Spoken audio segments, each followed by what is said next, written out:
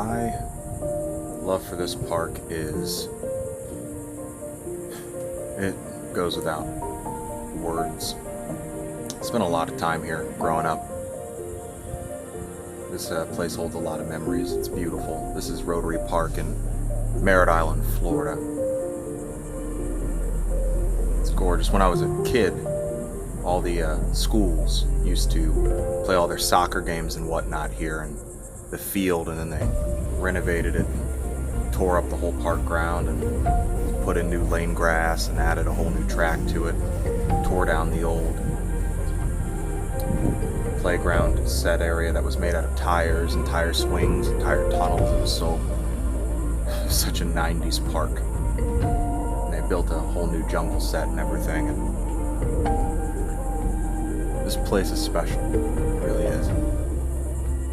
One of the reasons this place is most important to me is the bonds and friendships that grew here when I was younger. My friends and I used to do a YouTube channel, Backyard Wrestling. We were huge professional wrestling fans. Still are. But we were young and enthusiastic, and we took that fandom bit extreme, to say the least. I got into professional wrestling because of my brother Brandon. He loved it.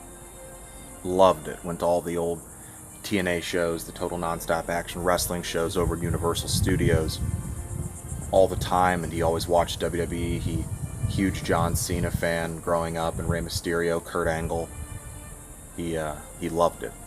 And I wasn't big into it. And he got me into it mainly because of the video games, the SmackDown vs. Raw games, the SmackDown Here Comes the Pain, and the SmackDown Shut Your Mouth, and Day of Reckoning 1 and 2, and these are 13 to 20-year-old games now, especially the Here Comes Your Pain and Day of Reckoning. Those games are coming on 2 decades old now. My love for wrestling evolved as I got older because of my brother, and we would play the games. We had our own tag team names, and we used to play wrestle in the living room, and whatever hotel we stayed at, we used to go to Universal on the weekends. We'd wrestle in the public pool, and we'd wrestle at the beach. We'd wrestle in his pool. We'd destroy the living room, trying to pin each other for a plastic toy championship belt. Something about wrestling hooked me almost immediately when I really gave it a chance. And I am an actor. I'm a voice actor. I've done video games. I've done TV, Netflix, movies. But the one thing that hooked me about wrestling was the showmanship. Is that it's at its core considered a dance. And it's this beautiful craftsmanship between, two guys or two girls or what have you, where you craft something special for an audience that's live, and every mistake is permanent, but every amazing feat you pull off is forever permanent. But there's a showmanship, a dedication, and an aspiration for that sport, because it's not like any other sport there is. The entertainment side of it is incomparable to anything else. Your UFC fighters, they can beat each other up all day and hold each other in rest holds and, waist locks and, omoplatas, all you want. But I dare those guys to go out there, put on a 30-minute match every night of the week, and then do a backflip off of a 30-foot cage onto somebody else, and still walk away and still do TV the next night. Those guys fight like what? Once a month, once every few months? Pro wrestlers are on the road 300 days a year. I have a huge respect for that sport and that business. I got my friend Jonathan into wrestling, secretly, actually. There was only one thing that grabbed Jonathan's attention when he when he really got into wrestling, and it was the showmanship as well. I think that's why we clicked so well as friends. We had just built a friendship, about a year prior. We had just become friends, and that was off of Naruto and our love for Dragon Ball Z. But there was something special about wrestling for both of us, and he gravitated immediately to Kane and The Undertaker. Jonathan's always loved those dark characters, the ones that seem larger than life, but they're full of mystery. They're of very few words, but they have such an impact. They are epic. They destroy guys, and they can do things that most guys their size couldn't dream of doing without hurting themselves. And that intrigued Jonathan. Jonathan's parents weren't keen on wrestling, just like my mom wasn't. They didn't like it. They thought it was too graphic and too perverse at times, which they weren't wrong. When Jonathan got into wrestling, when I got him into it, it was still ruthless aggression era before they had turned PG, so there was still a lot of blood, a lot of sexual stuff with the female wrestlers. There was a huge amount of blood and violence, and his parents didn't like that. And but my brother got me into the SmackDown versus Raw games, and I became such a fan that I told my older brother Steven how much I loved it, and Steven wound up buying me the SmackDown vs. Raw 2007 and 2008 video games on the PlayStation. And when Jonathan would come over after school, we would play them every day. I mean, every day. Relentlessly. And when he'd spend the night, we'd play them just tirelessly. But he would only be able to play them at my house. His parents had kind of forbade wrestling. So we had to be fans in secret, or he had to, and we had to play those video games in secret for quite a long time. And that's when we decided to pique our interest into trying to wrestle ourselves.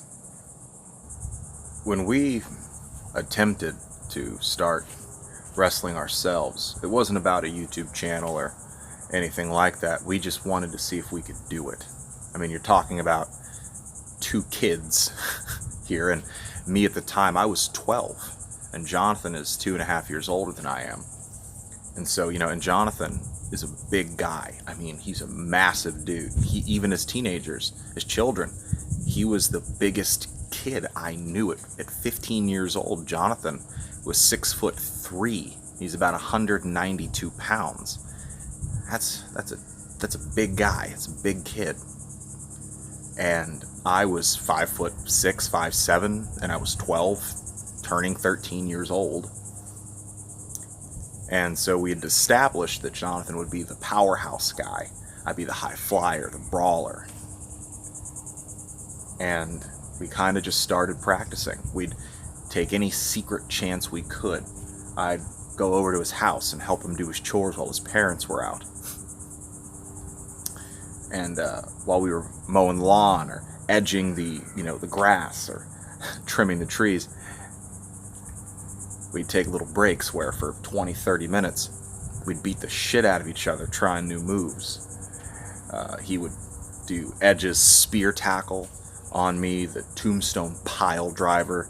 I would practice MVP's playmaker or Randy Orton's RKO, or we just started all these moves. He'd do Sweet Chin Music by Shawn Michaels, and we just kept practicing all these different finishing maneuvers and techniques, and we would practice locking up, and we would practice waist locks and rest holds and rear holds and everything like that. And we would test out submission maneuvers and the proper placements and the proper pressure alignments, and we'd spend hours every weekend while his parents were at work or out just pretending to do chores. But we were really practicing and teaching ourselves.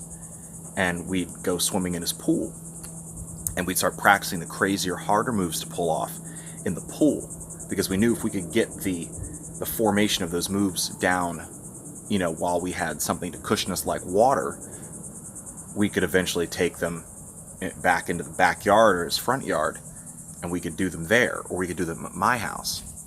But we just kept practicing, trying and trying, trial and error, hurting ourselves, beating ourselves up, bruising ourselves. I mean, the amount of times I busted Jonathan's lip by mistake, or bruised his abdomen, or, damn near broke his arm, the amount of times he almost broke my neck, or almost cracked a rib, or almost broke my nose one time, and hell, he almost cracked my skull open because he tombstoned me on the sidewalk. And we would be beat up. I mean, beat up.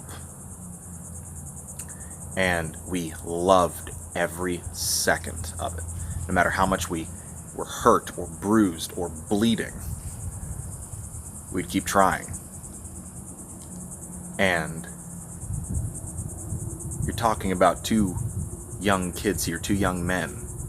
There's a bond there between boys, between men, when you are trusting your life with somebody else's for a common goal, and when you can safely execute something phenomenal and share in that, the revelry of that completion, your friendship, your bond, it grows stronger.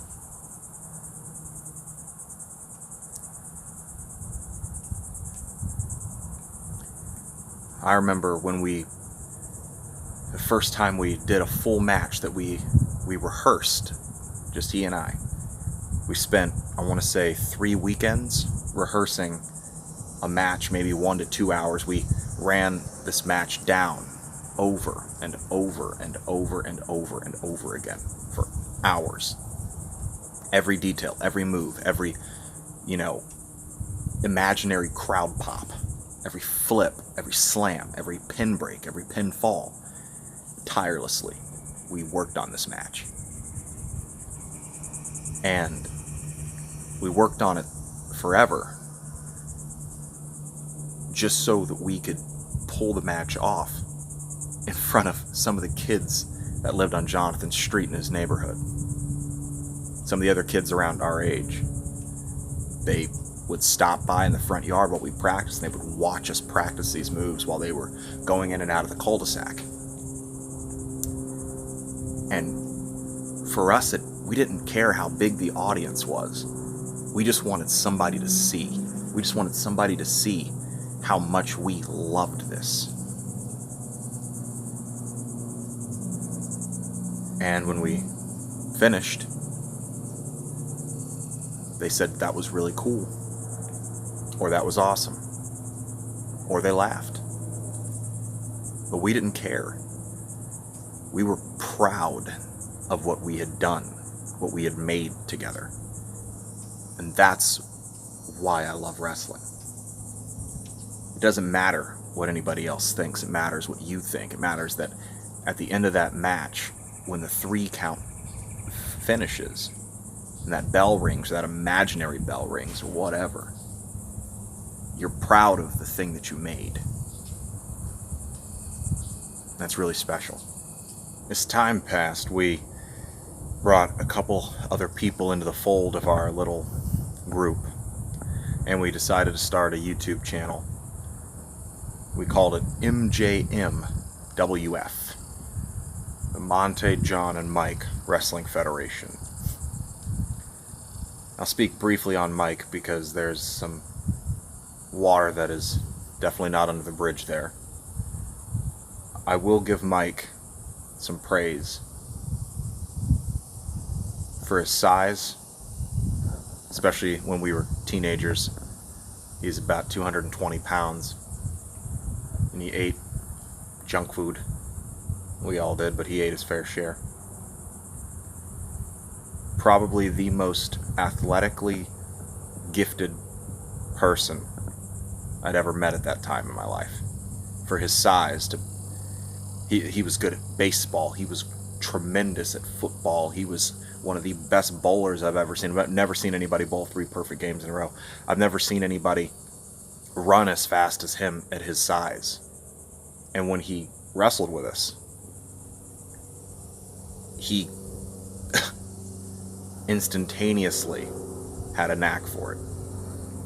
He could kick as high as Jonathan's 6'3" face for someone who was only 5'6". He could kick that high up in the air. And he loved Shawn Michaels. Shawn Michaels was his idol. His whole moveset that he based himself on when we wrestled was Shawn Michaels, Shawn Michaels, Shawn Michaels. And he could kip up like Shawn Michaels. He could flip like Shawn Michaels. He had strength I didn't know he had to lift Jonathan, who was over 200 pounds the later on that we've gotten. He could throw him up in the air and slam him. I mean, he was incredible. I will not take that away from him. To this day, I still have not met anybody his size that is that athletic. Now, we backyard wrestled together for years. Very long time.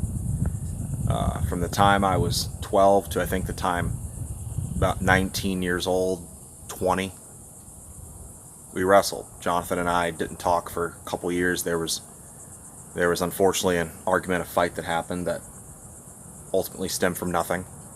And we didn't talk for a long time, but when we eventually did, one of the first things we did a little later on was we wrestled. And that's how we used to solve our problems too when we were in high school. There was an argument between us. We came here to this park and we'd set up those soccer goals as a ring. And anything that you were mad about before you got inside of the perimeter of that ring, you settled in the confines of that square. And we beat the hell out of each other. In those matches, most of our matches, if not damn near all of them, we'd never rehearsed. We called them on the fly. We would call them together while we were in lockups or in headlock takeovers, anything like that, where the camera couldn't see our mouths moving. We called them on the fly, and we pulled off some great shit. And that's one of the reasons for our YouTube videos. We edited in and just had music play over it so you couldn't hear us, exchanging whispers and whatnot, because we were wrestling in a silent park. It's not like in, televised wrestling where you've got 80,000 people screaming so you can't hear the spots being called. But wrestling is rarely rehearsed. And people say, oh, well, it's rehearsed, so it's fake. No, it's not. It's rehearsed. It's staged. But it hurts a lot. I have a cracked shoulder blade, a previously cracked rib, a previously broken ankle, 3 chipped teeth, and 4 previously broken fingers that can attest to that. We wrestled for years together, and it all came from this park. And when I moved to Georgia with my brother Brandon, there was a wrestling indie promotion in the town where my parents live, and it was called Deep South Championship Wrestling. I don't even know if it's still there. When I joined, it was kind of on its way out a little bit because they weren't doing well. And we were on ring crew. We used to work in an apple orchard up there. And after work on, 2-3 days of the week, when they'd have shows, we'd go down and we'd help set up the ring, and we'd get to watch the show for free. We'd get free food. And we'd help them break down the ring and take it into the trailers. And that's one of the reasons I can tell you that wrestling hurts, is because that ring, I know what it's made of. It's made of steel bars and plywood. That's why one of the oldest wrestling sayings, when you slam somebody on the mat, is called spine on the pine. It hurts like hell. That's the whole reason you have to do months of bump training, where you practice and learn how to take falls and slams to properly protect yourself. Tuck your chin in, put your arms out, elbows down, hands spread, so you can keep yourself from jolting your head, getting whiplash, or possibly breaking a bone in your neck. You don't want to bite your tongue off or hurt yourself. When I wrestled with them for a few months only before I moved back down here. But my gimmick which is your character. I was Brother Blood. Now, when we were in high school, I was the Beast because I had a major temper. And a lot of kids we knew in our neighborhoods, whenever we'd, play football or tag or whatever, when someone cheated or someone pissed me off or someone tried to steal my cell phone once, I had this weird blackout rage. And I ran the kid down and threw him and scared the shit out of him, had to get pulled off him, and they started calling me the Beast. Because they said they hadn't seen anybody move like that before. Jonathan was the Icon. Mike was Ice Vein. We were proud of those names. Even when we played the video games religiously on the annual releases, we would create our characters based off our wrestling personas from our wrestling channel. And every year we would update the character a little bit more, add a little bit more backstory. But we would stay true to our movesets and what we'd practiced, what we had learned. We never gave ourselves a move that we couldn't actually physically pull off because we felt like it cheapened the experience from our actual capabilities. That's how serious we were about it. Even in the video games, we wouldn't let ourselves do anything unrealistic. When I was Brother Blood, I had whiteout contacts, black lipstick, a shaved head, a goatee as long as this, but the sides shade off, black fingernail polish. In high school, I was punk rock. My toenails were painted black, my fingernails were painted black. I loved it. It was me. It's who I am, because my influences were Jeff Hardy, specifically, and Randy Orton. I loved it. And The Rock. Because I was all about the show stealing. That was me. I wanted to be the show stealer. And when I pro wrestled, what stopped me from pro wrestling full time is during a match I fell backwards off a ladder during a moonsault spot. A moonsault is a standing backflip into a body splash. I missed my footing on the top of that ladder. I fell off that ladder, hit the side of the ring, cracked my shoulder blade. That was my favorite stint because I was a heel, a bad guy. I love being the bad guy. It's more fun. You get freedom, more creativity. I would talk like this and I will baptize you in blood. Scare the shit out of people. This park is one of the main reasons I am who I am. Without the experiences with my friends here, without the bonds and the creativity, the perseverance and the trial and error and the patience with each other and with ourselves to get these things done, and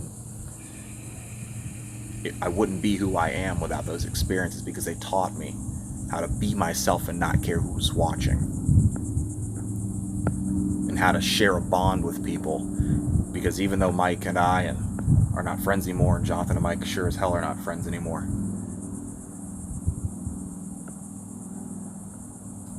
there's a part of me that trusts him because of what we accomplished, because he was able to keep my body safe. He was able to keep me alive while we tried to entertain people.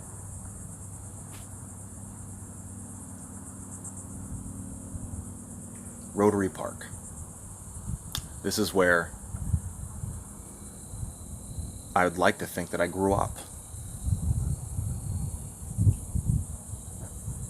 I'm proud of this place. I really am.